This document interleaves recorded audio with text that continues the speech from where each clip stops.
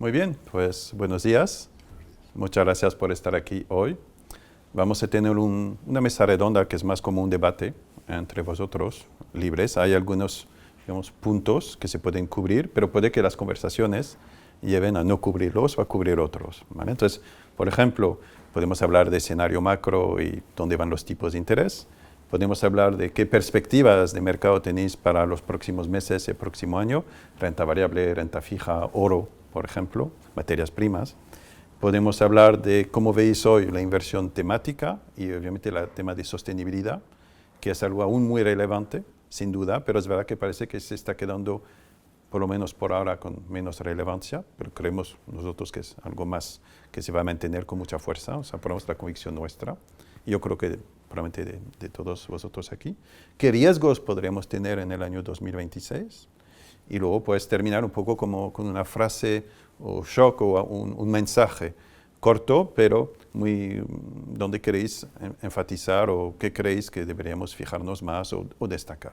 Entonces, para empezar y lanzar el debate, de nuevo, como siempre, ¿no? Este año 2025 está a punto de terminar y no ha pasado muchas cosas que pensábamos que podían pasar y hemos tenido algunas sorpresas. Obviamente las tarifas de Donald Trump, que en realidad él lleva mucho antes incluso ser presidente diciendo que Estados Unidos tenía que cambiar todo esto.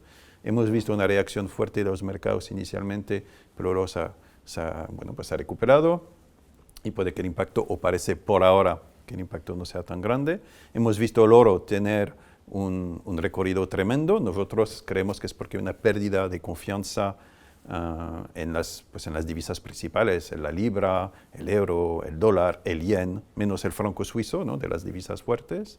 Hemos visto también, bueno, a nivel geopolítico no hemos mejorado mucho. O sea, vale, hemos tenido el tema de Israel y de Gaza que ahora se ha calmado, pero Rusia-Ucrania continúa. Entonces, podemos preguntarnos, ¿no? Y luego viene obviamente la inteligencia artificial, veis la concentración de cómo algunos pocos títulos en Estados Unidos están tirando el mercado. Algunos dicen está sobrevalorado, otros dicen no, al contrario. En fin, esos son varios temas o preocupaciones que nos hemos hecho o que hemos tenido durante el año y al fin y al cabo el año va bien, ¿no? De nuevo, otra vez. Entonces esto es para un poco lanzar, si queréis comentar sobre una de las cosas que he dicho y adelante. Comentas que casi no ha pasado nada y ha pasado muchas cosas durante el año y casi tenemos que mirar la vista atrás y hemos tenido episodios como la guerra arancelaria que ha hecho provocar cambios en las expectativas de inflación, hizo que las perspectivas de crecimiento tanto para Estados Unidos como para Europa se revisaran a la baja. Ha habido muchas cosas, pero es cierto que gran parte de estos temas han revertido y parece que no ha ocurrido nada, como bien dices. Nos encontramos con un buen año otra vez para las inversiones.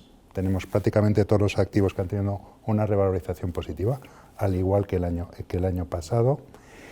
¿Y qué es cómo estamos terminando el año? Pues estamos terminando el año con una revisión al alza de las expectativas de crecimiento.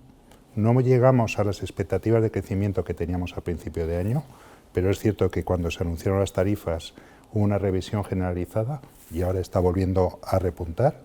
El otro tema importante es que se siguen descontando o se vuelven a descontar bajadas de tipos de interés por parte de la Reserva Federal, derivado sobre todo, a mi entender, que las expectativas de inflación son menores a lo que se podía haber previsto por el incremento de las tarifas. Y el otro tema importante que ha ocurrido este año y que creo que es un aspecto para los próximos años es el tema de la inteligencia artificial y cómo va a repercutir en la productividad de las empresas. Entonces, resumiendo, partimos de un año donde ha habido muchos eventos que han añadido volatilidad en las perspectivas de crecimiento e inflación, pero llegamos a una situación donde parece que el crecimiento se está acelerando, donde la inflación parece que va a estar controlada y que los bancos centrales tienen capacidad para reducir esos tipos de interés. Yo respecto al entorno macroeconómico, revisando lo que decíamos en diciembre del pasado año, cuando haces el típico estratégico de qué va a pasar en este ejercicio, la verdad es que este año, sin que sirva de precedente, se ha acertado. Digo, porque cuando uno mira las previsiones de crecimiento que había en diciembre, pues hablaba de un PIB mundial creciendo a tasas del 3%, que es lo que va a ser, China al 5%, India al 6%, Estados Unidos al 2% y la zona euro, Japón y Reino Unido al 1%.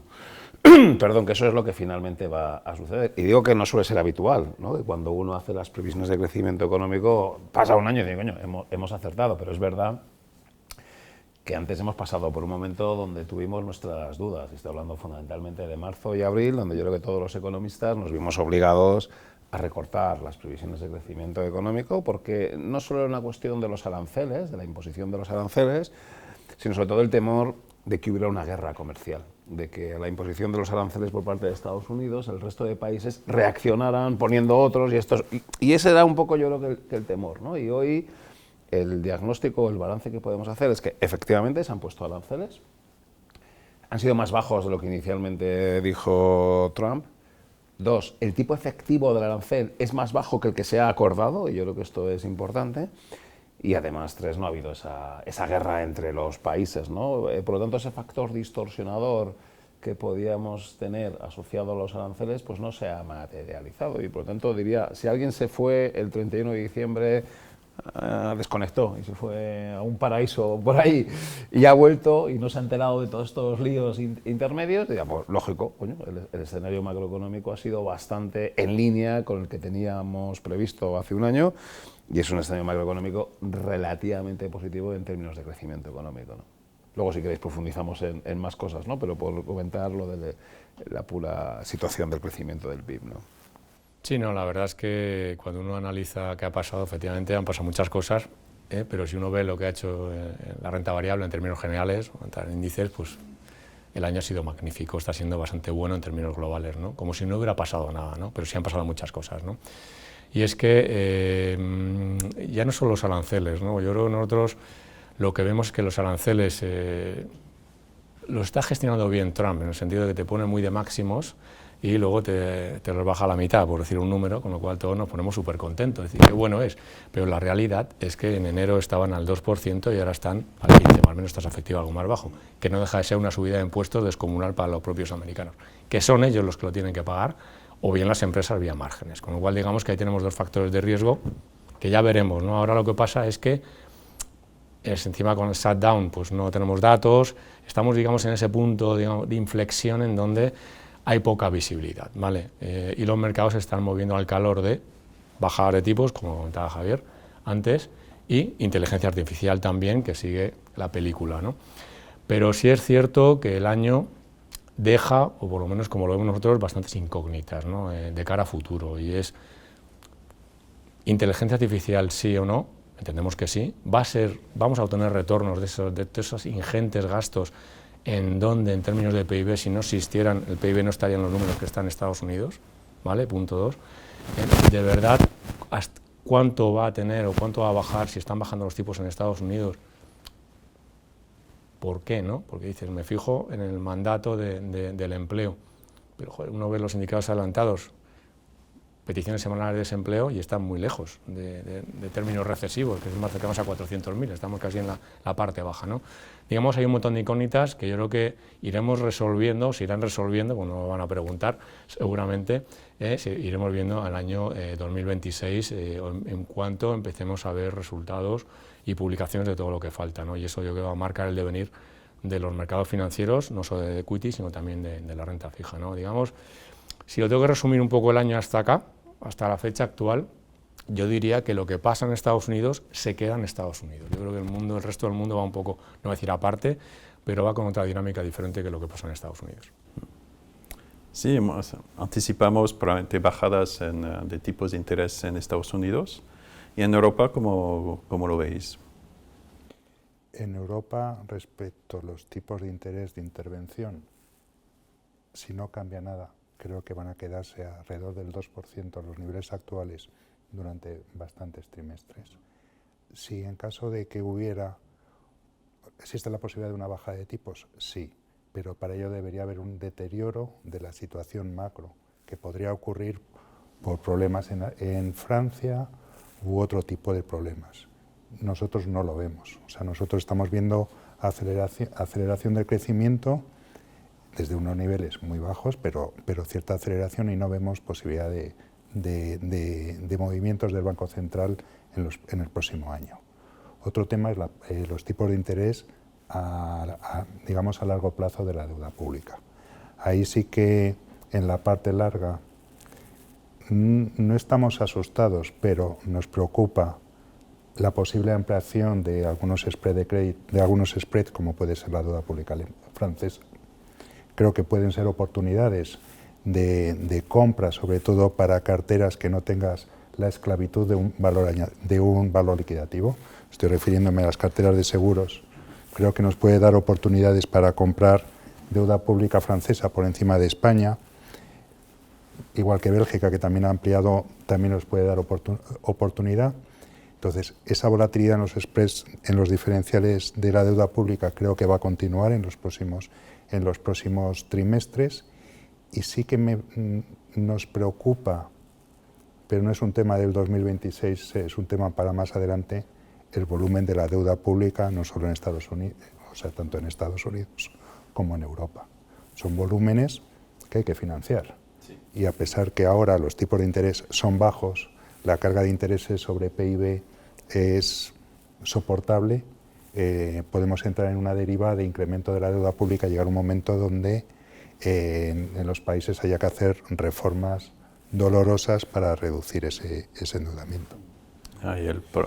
Reformas dolorosas implican posibles elecciones que no van a favor de los partidos que quieren estar en el poder. Claro. Me preguntas por la política monetaria. De nuevo, si echas un vistazo a lo que se esperaba hace un año, es que se ha acertado también, ¿eh? No ha habido tampoco en esto sorpresas. Es verdad que igual la FED ha empezado a bajar un poco más tarde de lo que se podía pensar hace un año, pero al final has tenido una política monetaria expansiva, todos los grandes bancos centrales han bajado los tipos, perdón, y el que temías que tal vez lo podía subir, que ha sido el caso del Banco de Japón, bueno, pues no has tenido ese endurecimiento monetario. Por lo tanto, en esto también podríamos decir que se ha cumplido el guión, y este año hemos tenido un estímulo monetario que tal vez es uno de los argumentos que explican por qué el ciclo económico ha podido aguantar mejor.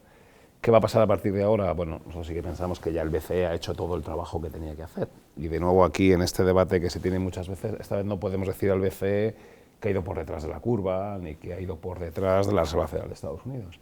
Perdón, ha recortado en 8 ocasiones los tipos de interés hasta situarlo en un nivel 2%, que es un tipo de interés expansivo, ¿eh? Por lo tanto, esta vez sí, el BCE ha ido por delante y ha instaurado unas condiciones monetarias que son expansivas. A partir de aquí, en un escenario macro, compartimos donde el próximo año va a haber una ligera aceleración del ciclo. Vamos a ver, ligera aceleración es pasar del 1 al 1,5, ¿eh? Tampoco pensamos que Europa va a crecer de forma espectacular, pero una aceleración del 1 al 1,5 con una inflación estable en el 2, porque esta es otra de las de los elementos curiosos en este ejercicio. En este ejercicio la inflación en la zona del euro ha estado relativamente cercana al 2, y esto tampoco era tan, o tampoco ha sido tan normal, o sí que ha sido otra señal positiva, que la inflación en la zona euro está en la zona del 2. Bueno, pues como digo, en un crecimiento al 1,5, una inflación al 2, bueno, pues el BCE ya no tiene que bajar más los tipos de interés, y de hecho la pregunta que yo hago es ¿cuál va a ser el próximo movimiento del Banco Central Europeo? No digo cuál va a ser el próximo movimiento en el próximo Consejo de Gobierno, o si se va a producir en el 2026, digo, la próxima vez que mueva tipos el BCE, ¿qué va a ser, al alza o a la baja? Y en mi opinión creo que va a ser al alza. No estoy diciendo que va a ser una buena pregunta, David. Es una buena pregunta. ¿El próximo para dónde va a ser? ¿Para arriba o para abajo? Esta mañana lo hablaba yo con un compañero, eso. O sea, aunque el mercado, como tú bien sabes, está descontando varias bajadas para el año 2026, lo que descuentan los futuros y demás, pues sí es cierto que esa pregunta la he hecho ya, dependiendo cómo vaya la economía. Si pensamos que puede ir mejor, pues a lo mejor tienen que subir los tipos, ya veremos, ¿no? Sí es cierto que el trabajo del Banco Central Europeo lo tiene ya prácticamente hecho, ¿no? O sea, inflación al 2%, aunque sí es cierto que hay que matizar que luego en servicios y corra tienen algo más elevada, ¿vale? Pero bueno, lo que es la tasa general la tienen en el objetivo, que es su mandato de política monetaria, y creciendo pues en torno al potencial, que ya sabéis que el crecimiento potencial es un término en donde cada casa o cada maestrillo tiene su número, pero bueno, digamos que estamos en ese punto y medio en Europa.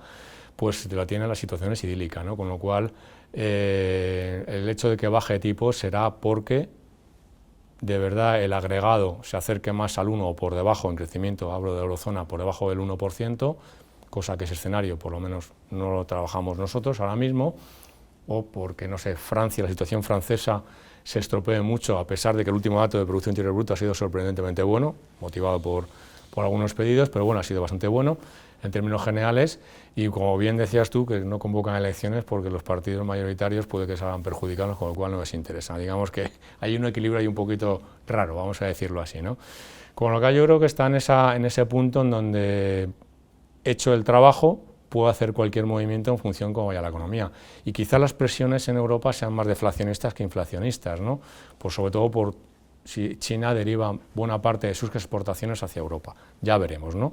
Pero en cualquiera de los casos yo creo que tienen armas suficientes para poder reactivar esto si hiciera falta, o mantenerse como está ahora mismo, ¿no? Que no dejar todo lo que bien ha dicho antes David, oye, que el próximo momento es una subida. Pues seguro que en el año 2026 nos lo vamos a plantear, seguro, ¿eh? Aunque ahora los mercados descuenten otra cosa.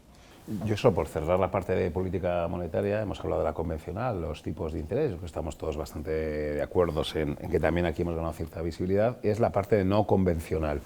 Y yo no tengo tan claro, y estoy tratando de recordar, si hace un año decíamos que la FED iba a dejar de reducir el tamaño de su balance, ¿no? Que ha sido una decisión que ha tomado. Y la verdad es que no recuerdo si estaba tan descontado, si esto sí estaba descontado, que la FED iba a bajar los tipos de interés. Pero no tengo tan claro que estaba descontado que el Banco Central, la Reserva Federal, iba a dejar de reducir el tamaño del balance. Y esto es un elemento que también puede entenderse como prociclo, ¿no? Al final, el Banco Central que deje el QT, ¿verdad? Que pare el QT y, por lo tanto, el tamaño del balance... Lo ha bajado más de 2 billones, ¿no? Mira, desde junio del billones 2022, europeos. Junio del 2022 fue el momento del máximo tamaño del balance, tanto del nuestro como del de los Estados Unidos. Y desde entonces hasta ahora lo han recortado, y los dos lo han hecho bastante similar, del orden de los 2 billones, ¿no? El BCE va a seguir reduciéndolo, aunque a un ritmo más lento, pero es relevante, y esto es uno de los elementos, bueno, insisto, me atrevo a decir que algo novedosos, y veremos, ¿no? Si el próximo año la FED incluso empieza a incrementar algo más el tamaño del balance, y esto pues supondrá algo más de liquidez, al menos en términos de dólares. De acuerdo, y entonces ahora mirando específicamente en algunas clases de activos, podéis obviamente compartir la visión que esperáis de renta variable, porque en Estados Unidos ha sido muy concentrada.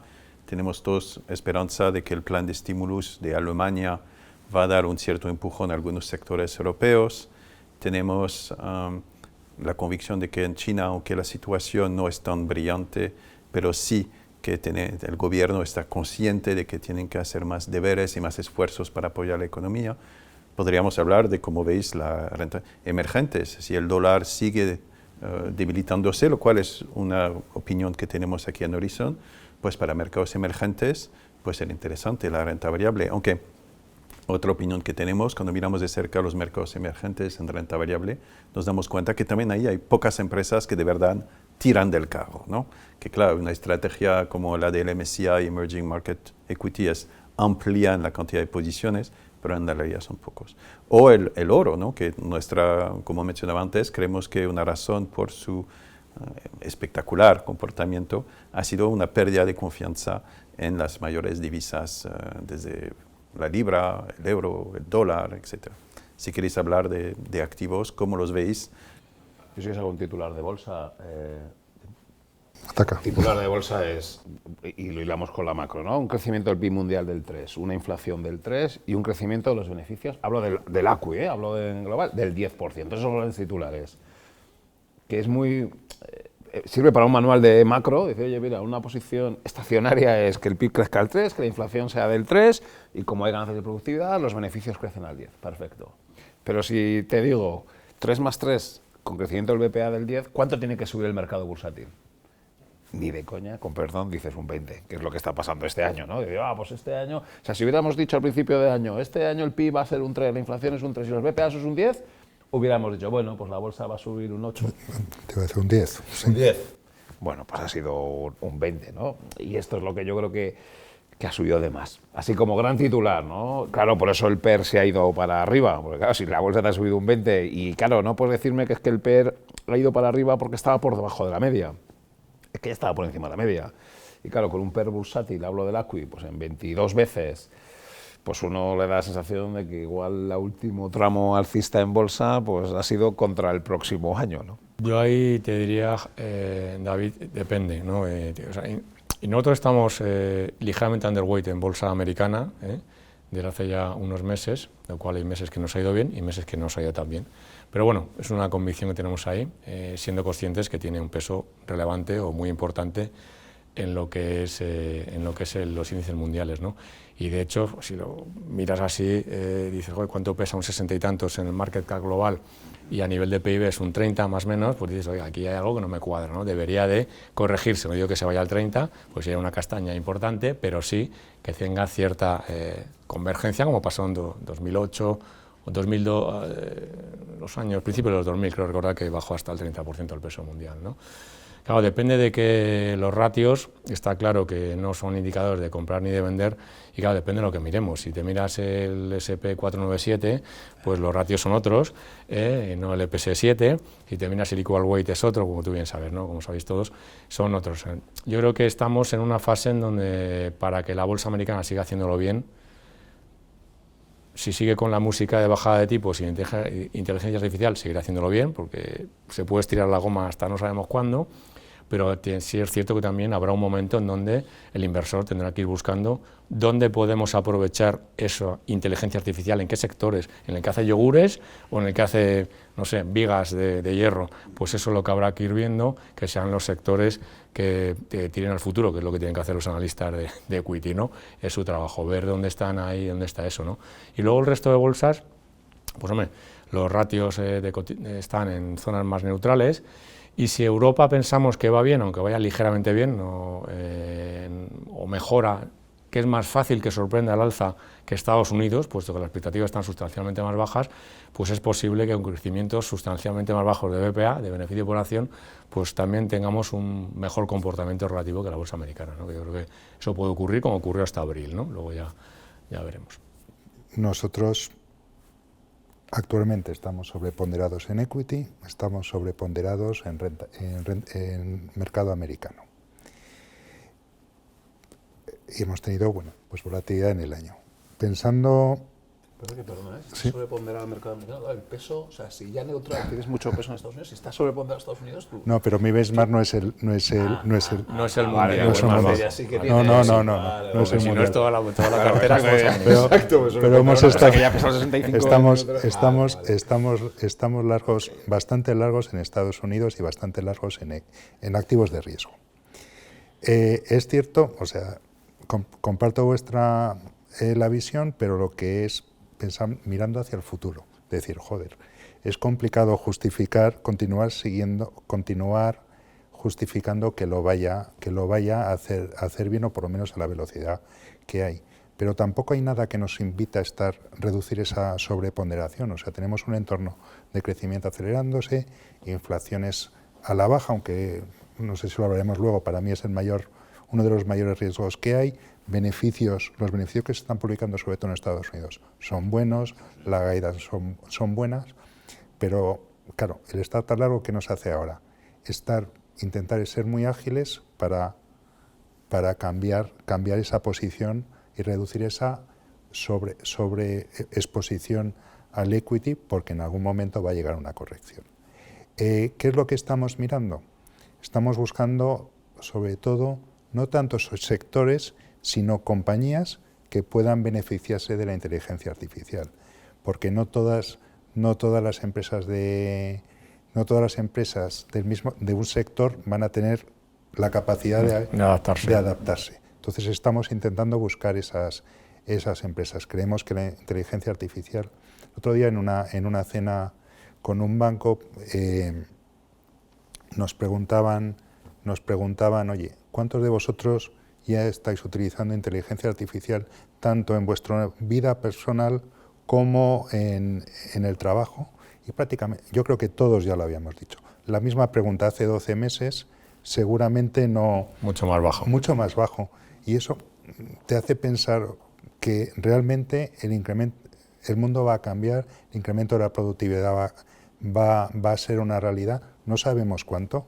O sea, cuando preguntas, oye, ¿cuánto va a suponer de incremento en el PIB? Eso es muy complicado, pero creemos que es una realidad que va a continuar. Entonces, de momento seguimos con esa visión relativamente positiva en los activos de riesgo. Está claro que las empresas que sabrán adaptarse o adoptar la inteligencia artificial tienen potencialmente más potencial. Y hablabas que una preocupación que teníais y que creo que quieres comentar es el tema de la inflación.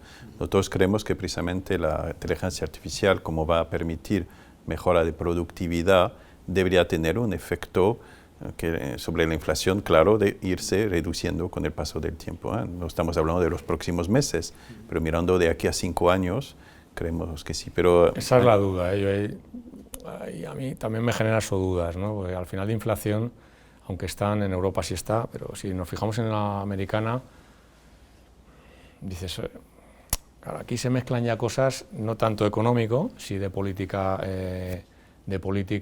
pura y dura, ¿no? Que es el tema de inmigración, ¿no? Entonces, si en Estados Unidos la inmigración cada vez va a ser menor, ¿quién va a trabajar? Es la pregunta que hay que hacerse de aquí a futuro, ¿no? Sobre todo en los trabajos quizá menos cualificados.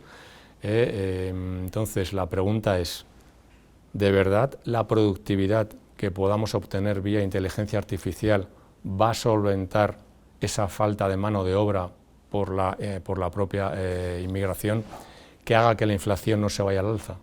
Claro, porque tenemos varios puntos, ¿no? Si tienes los salarios todavía a tasas, no recuerdo, creo que estaban 3 y pico, ¿no? Me parece. Estados Unidos por ahí, por encima, claramente, ¿vale? Si los trabajos que menos gustan, digamos, que son los que hacen los inmigrantes, ¿quién los hace? ¿Quién va a coger la cosecha próxima de lo que sea? ¿Vale? Esa pregunta se hace. Y luego los aranceles, por otro lado, pues sí, yo algo que leo mucho, un montón de casas, es que los aranceles han pasado desapercibidos. Sí han pasado hasta ahora. Sí es cierto que se pusieron muy tarde, estamos hablando de agosto, ¿vale? Ya se ha visto algo en la inflación de bienes, de deflación, ya está creciendo a tasas por encima del 1, ¿no? ¿Esto va a seguir o no? Esa es la pregunta, ¿no? Porque a mí me cuesta pensar mucho que la inflación no va a tener impacto el tema arancelario. O sea, o lo pagan los ciudadanos o lo pagan las empresas vía márgenes, ¿vale? No sé si es malo o peor, o no sé cómo calificarlo, pero bueno sé que no es. Porque las empresas, si tienen menores márgenes, estamos cotizando unos ratios exigentes, pues habrá que exigirles unos ratios ligeramente menos exigentes, ¿no? Y si el consumo se retrae porque tengo que pagar mayores precios por lo que importo, salvo que haga un onshoring de todo lo que son cadenas de producción, cosa que no es de corto plazo, ¿vale? Pues digamos que eso se va a traducir en menor consumo, ¿no? Ya en una economía donde tienes tasas de ahorro muy bajas, un poquito, no voy a decir recalentada, pero sí un poquito estresada todo ese tema, ¿no? O sea, por eso todavía hay tema de inflación, yo creo que es, poco adelantándome a las preguntas que has hecho antes, es quizás sea un riesgo para el 2026, a lo mejor no, pero habrá que vigilarla muy de cerca, porque así como en Europa sí podemos tener el problema resuelto, por lo menos en este ciclo, en Estados Unidos yo no lo tengo tan claro. Yo comparto que es uno de los factores de riesgo macro y más concentrado en Estados Unidos, ¿no? Que yo creo que eso es lo que algún miembro de la FED, lo que pasa es que también la FED está distorsionada por Trump, ¿no? Por la incorporación de algún miembro, pero... Sus amigos. Uno de los actos, ¿no? Uno de los miembros precisamente votó no recorte, ¿no? Yo quiero recordar y un poco lo achaca esto que tú muy bien comentas, cuidado con la inflación, no vaya a ser que haya efectos de los aranceles que todavía no hemos visto y a ver si va a coincidir el estímulo monetario con esa imposición de aranceles. Es un factor de riesgo claramente para el próximo año. No, tiene una papeleta la FED, ¿eh? No, claro. O sea, bajar tipos, yo no sé, no se me viene a la cabeza, seguramente vosotros, si lo sabéis, pues agradecido de escucharlo, pero es la primera vez que está bajando tipos con crecimiento de BPA del 10%. Esto como que chirrea un poquito en los libros de política, ¿no? De política económica. Por lo menos a mí me chirrea un poco lo que estudié en su día, ¿no? No digo que no le pueda ocurrir. Y sorprende también como algunas personas que habían estado criticando durante el mandato de Biden a la FED por bajar los tipos y por incrementar el tamaño del balance, ahora critican que la FED no lo esté haciendo.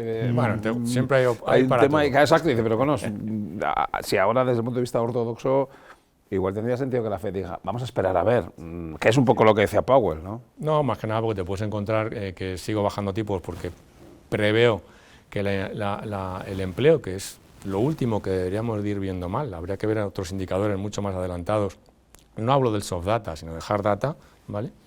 Estropeándose de forma clara y en cambio, no digo que no haya, si te pones a buscar encuentras, eso, los 200.000 datos que publican tanto públicos como privados en Estados Unidos, encuentras argumentos para defender todo, seguramente, ¿no? Pero nada concluyente, por lo menos bajo mi modesto entender, ¿no? Entonces te puedes encontrar con esa papeleta, ¿no? Que la inflación se te vaya un poquito al alza bajando tipos.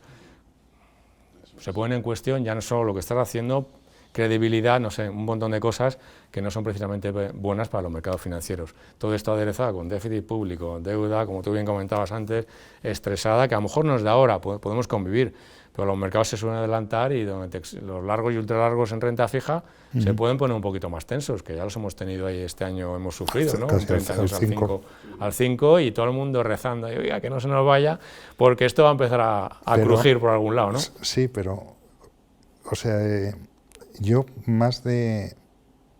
Está claro que nos fijamos en el movimiento de los tipos o movimiento de las variables, pero yo creo que lo que está viendo es una cierta normalización de los tipos, es decir, seguramente en Estados Unidos niveles de 4% pues no son altos en la parte corta. Y en los tipos a largo es cierto que venimos de tipos negativos, que eso sí que en los manuales de economía no salía. Yo me acuerdo la primera vez que explicaban mis amigos de Latinoamérica que teníamos tipos de interés en la curva, o toda la curva por debajo de cero, no lo entendían. Oye, ¿cómo puedes invertir con tipos negativos? Ahora han repuntado y pensamos que los niveles son altos. Y los niveles siguen siendo relativamente bajos de tipos de interés a largo plazo. Entonces, nos asusta mucho cuando estamos hablando de niveles del 4% en la deuda pública española, y lo hemos tenido antes de ayer ahí, o niveles por encima del 3 en la curva alemana. No. Ahí el tema es que con niveles de deuda tan elevados, en términos generales, quitando Alemania y alguno más, tan elevados, claro, si el servicio de la deuda se te va a tasas más elevadas, lo que estás poniendo en cuestión es tu propia capacidad de devolver el dinero, ¿no? Con lo cual, por eso, lo normal es que te exijan más. Ahí entras seguramente en otro debate. Oiga, ¿y los bancos centrales van a estar callados? Yo quiero pensar que volverán a manipular las curvas, como han estado haciendo hace unos cuantos, no voy a decir muchos años, pero sí algunos años, de 2008 acá, han estado manipulando las curvas como han querido, ¿no? Eso, yo en la oficina lo digo, joder, los gestores de renta fija son los que mejor viven, porque han estado viviendo un ciclo de bajada de tipos, ¿sabes? Sin hacer nada, con poner el dinero y a correr, ¿no? No solo el cupón, sino lo que hacen los tipos, ¿no? Bien, los de equity lo tenían más, en la fiesta siempre son los últimos. Sí, pero es verdad que al final la política monetaria no convencional lo que ha buscado es la distorsión de la curva de tipos, ¿no? Y si la versión más convencional o más ortodoxa es que el tipo de intervención debería estar en una regla tipo Taylor, pues el crecimiento del PIB más la inflación, los bancos centrales han dicho no, va a estar por debajo y voy a estar interviniendo el tramo largo, porque en última instancia es verdad, los bancos centrales han tratado de ayudar, de echar una mano a unos gobiernos que están muy endeudados y así es como han estado distorsionando el mercado, ¿no? Y en el caso concreto de la zona euro, y lo comentabas antes, Javier, claro, está el tema de las primas por riesgo, no sé decir ya de la periferia, pues yo creo que otros elementos importantes de este año es que el mercado está distinguiendo a Portugal, de España, de Francia y de Italia, ¿eh? Y ya no vale hacer un todos estos cuatro. Sí, lo de los PIGs ya... No, Portugal, no sé si sabéis que Portugal tiene superávit público.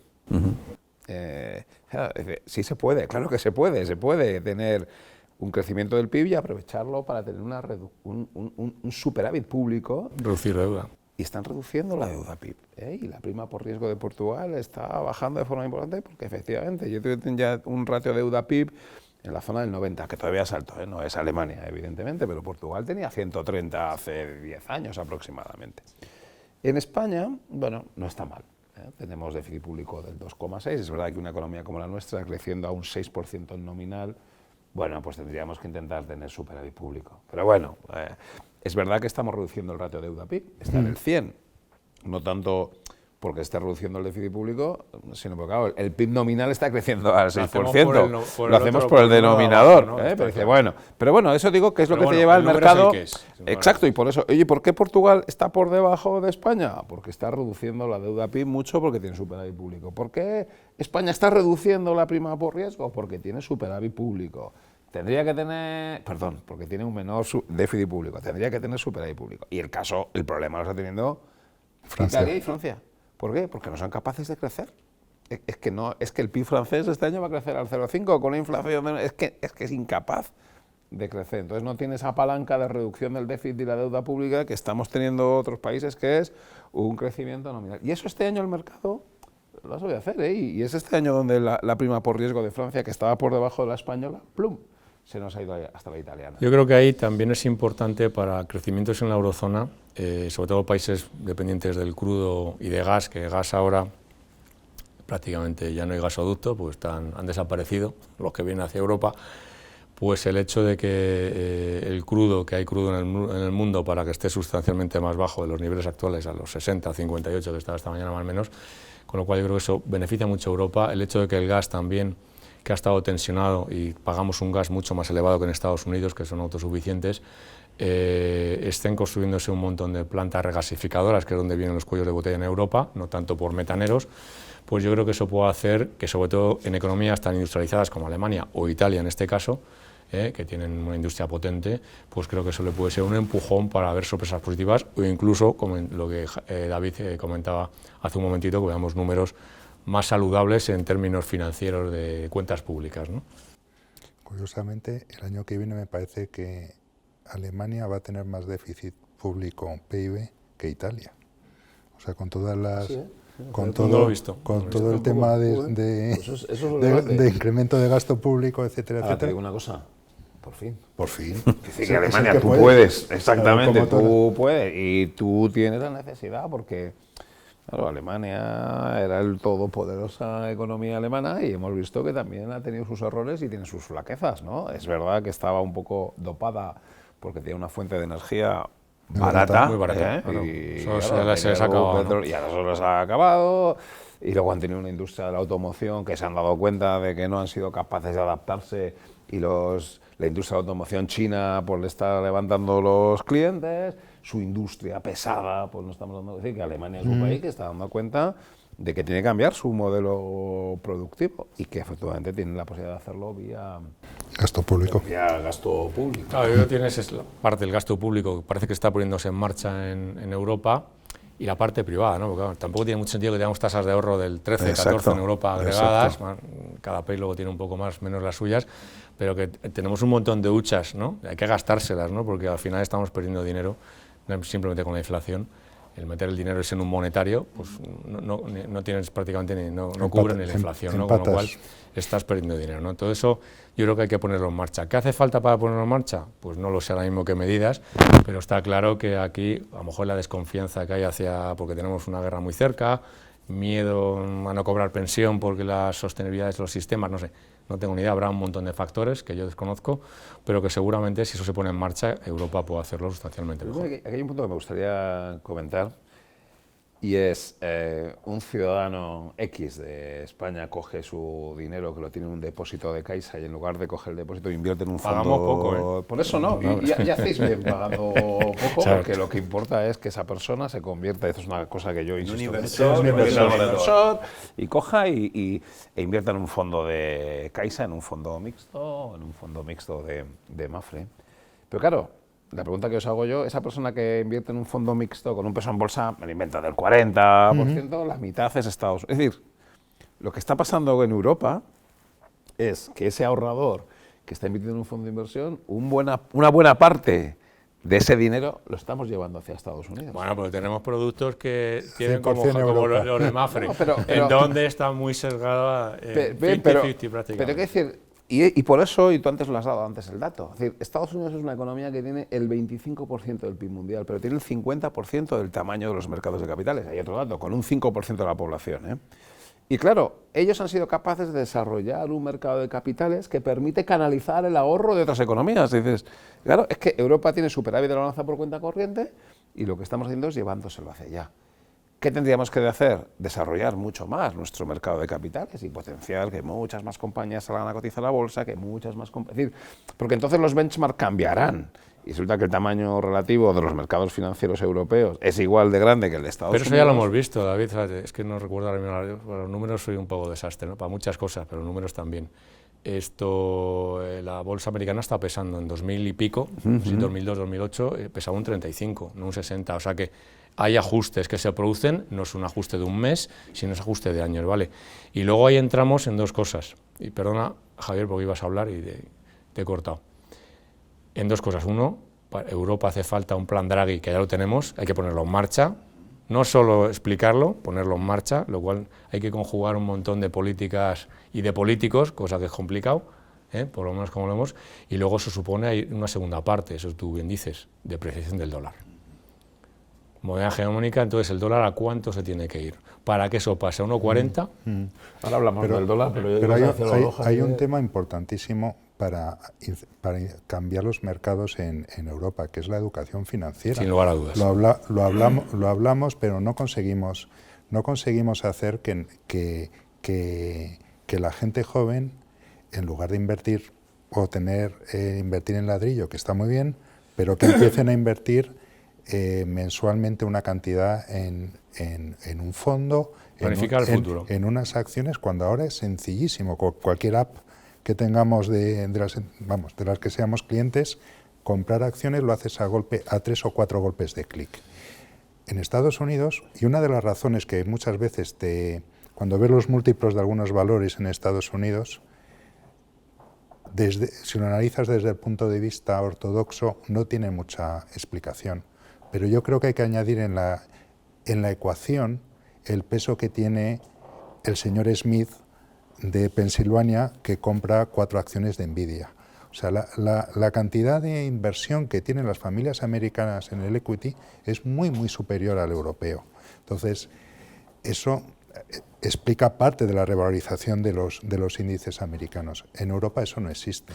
En Europa la mayor parte de las familias tienen el ahorro en depósitos. Sí que vimos hace un par de años las colas en Banco de España comprando letras del Tesoro, pero eso ha sido anecdótico. Seguimos con el ahorro, muchas familias, en depósito, en ladrillo, y también sin una necesidad de ahorrar para la jubilación, porque la tasa, y no lo critico, o sea, es una ventaja que hay en España, la tasa de sustitución, el nivel de la pensión respecto al último salario que has recibido es de los más altos de Europa. Entonces, ese incentivo de ahorrar a medio o largo plazo para tu jubilación no existe, es muy menos.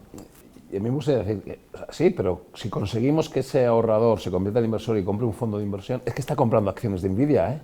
También. Sí. Quiere decir que pero en este sentido, ojalá tuviéramos en Europa empresas tan buenas como Nvidia. Es que esa es la otra parte. Claro, pero eso, para eso nos hace falta grandes jugadores, un tipo AEDS, por poner un nombre, que compite con Boeing, pero el problema es que cada vez que hay fusiones, hemos visto una hace poco en España, o intentos, estamos poniendo palitos en las ruedas, cuesta mucho, pero porque intervienen muchos factores fuera de lo que son factores financieros y económicos. Correcto. Claro. Las fusiones transfronterizas aquí parece un pecado mortal, ¿no? Claro, pero al final si quieres tener grandes competidores a nivel global, claro, tienes que hacer eso. Claro. Si siguiéramos en industria aeronáutica con construcciones aeronáuticas, que es lo que era de las partes de ADS, que es lo que teníamos aquí en España, pues no sé, estaríamos haciendo avionetas deportivas, no estaríamos haciendo cazas de combate, ¿no? Sí, pero seguramente eso es por qué existe Nvidia en Estados Unidos y no en la zona euro. Seguramente hay muchos elementos, pero para mí uno clave es que Nvidia, pues claro, Nvidia ahora es muy grande, pero cuando empezó era muy pequeñita, pero tuvo un mercado de capitales en el que poder empezar a financiarse, e insisto, donde ha recogido el ahorro de muchos inversores. Y ahora voy a la otra parte, hablamos de inteligencia artificial, que entra en una nueva fase de desarrollo de hacer CAPEX. Yo creo que hasta ahora el CAPEX de la IA era más bajo, pero ahora han dicho los ingenieros, bueno, ya, pero esta nueva fase de la IA ya hay que poner mucho más dinero. Y entonces resulta que va a Meta y hace así y capta 30.000 millones de dólares en una emisión, en apenas... Es otro peligro. Entonces, exacto, yo creo que es uno de los peligros, porque lo hemos visto en muchas industrias. Tú haces CAPEX, ¿vale? Si luego consigues generar la rentabilidad para pagar la deuda, estupendo, pero como luego eso no te genera rentabilidad, tienes un problema. Es un peligro, y eso podría ser uno de los escenarios de riesgo, en lo cual luego, si queréis, podemos entrar, pero yo era más a, como le salga bien, quiero decir, esos 30.000 millones que ha captado Se Meta, salen de la tabla, está una claro. parte es nuestro, o sea, es dinero nuestro, porque al final nosotros, nuestros clientes, Sí. pues, aunque solo sea porque, claro, tienes una empresa que es AA, que emite 30.000 millones, pues una parte de la cartera la vamos a meter ahí. Entonces, Pepito Pérez de Murcia, a través de un fondo de inversión, está cogiendo una parte de ese dinero y se lo está llevando a Meta. Como esto le salga bien a las empresas americanas, entonces ya sí que la distancia va a ser absolutamente abismal. Entonces, esa sería la parte de la reflexión, vuelvo otra vez, la importancia del desarrollo de los mercados de capitales, la importancia de llamarte Estados Unidos, porque claro, si tú eres Estados Unidos y emites, vosotros en vuestras carteras no tenéis miedo de comprar un bono denominado en dólares. Igual si fuese un bono denominado en renminbis o en remingis o no sé, en rupias de Indonesia, tendrías tus dudas, pero en dólares lo vas a hacer, ¿no? Entonces, esa es la parte positiva. La parte negativa es que efectivamente toda esa cantidad de dinero que van a invertir los grandes hiperescaladores, que es un poco la palabra que hemos aprendido últimamente, pues colapse y no sean capaces de generar la rentabilidad, ¿no? Es uno de los riesgos de 2000, no voy a decir 26, 27, pues que se saque rentabilidad a todas esas ingentes inversiones, sobre todo cuando tienes ahí un DeepSeek ahí chino que te lo hace, dicen que por 4 duros, ¿no? Entonces, ¿aquí qué pasa, no? Entonces, algo pasa, ¿no? Bueno, como todo, me imagino que ya lo vimos en su día, a principios de 2000, con Internet, pues no voy a decir, no voy a pronunciar la palabra burbuja, aunque sí es cierto que de verano acá yo lo oigo mucho más, ¿eh? Si sacáis un mapa de nubes en el Copilot o en el ChatGPT o lo que sea, veréis que es de las que más se pronuncia. Pero está claro que hay sintomillas, esas participaciones cruzadas, emisión de deuda para todo eso, pues son tufillos, si me permitís la palabra, que ya los hemos olido en otro momento, y a lo mejor pues en algún momento pues eso hay que depurarlo. Pero mientras tanto, pues la música sigue sonando en los mercados financieros. Y si se atreven a anunciar unos programas de expansión, de inversión tan importantes, ya están pensando no en el uso de la inteligencia artificial hoy, sino a mí me gustaría saber cuál es su esquema mental de cómo van a poder, de cuán positivo creen que va a ser sus retornos dentro de 2 o 3 años. Y eso es lo que da un poco de vértigo, ¿no? Da vertiguillo, está claro, sin lugar a dudas. Sí, pero vosotros estáis sobreponderados en Estados Unidos, ¿eh? Sí, absolutamente. Pero no, Estados Unidos no son solo las 7 magníficas. Claro. Ya, pero no, que nos des tu cartera. Pero cuando no está sobreponderado en Estados Unidos, tiene muchos 7 magníficas. Tiene más otras cosas, ¿no? Y alguna small cap, que por cierto, eso es la eterna promesa que no termina de materializarse, ¿no? Que no termina de revalorizarse. Ha tenido meses que lo ha hecho razonablemente bien, ojo, pero es la decepción del año, yo diría. Bueno, al final es que algunas decepciones hemos tenido este año. Sí, ha habido excepciones, pero que han sido muy puntuales y de pocas semanas, ¿no? Es que depende del escenario que trabajes, ¿no? Si te piensas que la economía americana está, no hablo de recesión ni mucho menos, sino desacelerándose, pues evidentemente quizá el small cap no sea lo que más. Otra cosa son las valoraciones, todo tiene su precio y yo creo que ese es el trabajo de los analistas, ¿no? El buscar esas compañías en donde puedes tener oportunidades, no de aquí a mañana ni de aquí a Navidad, sino en medio y largo plazo, ¿no? Que eso existe y bueno, eso es el trabajo que tienen que hacer. Sí, pero hay esas pequeñas decepciones que igual también está pasando en el caso de la bolsa española, ¿no? Este año es Inditex, por ejemplo, que es la acción, porque la bolsa española está haciéndolo espectacular, porque los bancos lo están haciendo espectacular, porque todo lo que podía salir bien en la cuenta de resultados de los bancos le está saliendo, ¿no? En nuestro caso tenemos también el lastre de Telefónica, aunque es verdad que ya Telefónica pesa muy poquito. ¿Quién nos lo iba a decir? Los más veteranos, ¿no? Cuando Telefónica era... Hoy pesa muy poquito. El sector salud yo creo que es otro de esas excepciones, de que no están teniendo ese momentum, y lo decías al principio en la introducción, todo lo que tiene que ver con la sostenibilidad y con el ESG está teniendo un underperformance, ¿no? Y yo sí noto un cierto cansancio, no sé si es un cansancio regulatorio, un cierto cansancio entre los inversores, y claro, están diciendo, esto de la apuesta por la sostenibilidad está muy bien, pero claro, me estoy quedando súper atrás en términos de performance. Por otro, por ejemplo, fíjate, el sector salud es de lo que más nos gusta, a nivel sectorial, es de lo que más nos gusta, ya no solo por performance, que ha tenido de performance, hablo del stocks en Europa, bueno, pero... en 20 y tantos %, lo sacáis ahí en un grafiquillo. y aparte que como se van medio resolviendo, aparte de los desmayos del otro día, el de Novartis, ¿no? Ahí en el despacho va, yo creo que con tanto cuadro y tanto dorado le dio un flu al hombre, ¿vale? Pero en cualquiera de los casos parece que se van resolviendo cosas y yo creo que nosotros lo vemos como una oportunidad, el sector salud en términos generales, a nivel sectorial, entrando un poquito a nivel sectorial, índice, yo creo que hay valor, por lo menos como lo vemos nosotros, ¿no? Y de hecho lleva unos días haciéndolo bastante bien, supongo que ya veremos cómo acaba, ¿no? Pero sí pensamos que es un sector que puede tener cierta performance positiva. Pues se acerca casi el final. Hemos empezado a hablar un poco de los riesgos que veis para el próximo, bueno, pues el próximo 12 meses, más o menos, el próximo año. Si queréis comentar, ya habéis tocado en parte, pero tal vez queréis mencionar. Al final los gestores, si nos preguntan riesgos, somos capaces de escribir dos folios enteros de temas que pueden salir mal, ¿no? O sea, normalmente los gestores solemos ser bastante prudentes e intentar tener claro los riesgos.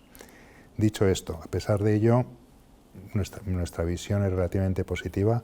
Y de los temas que me preocupan, lo que hemos comentado, inflación, y el otro tema que empezamos a analizar, que es el tema del incremento de los defaults en algunos fondos de private debt, principalmente americanos, ¿no?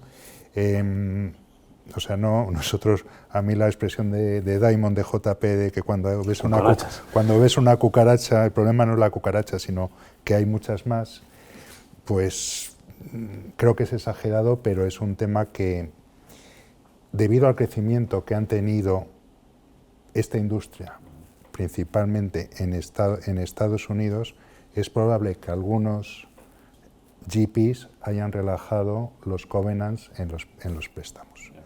Entonces tenemos que estar atentos.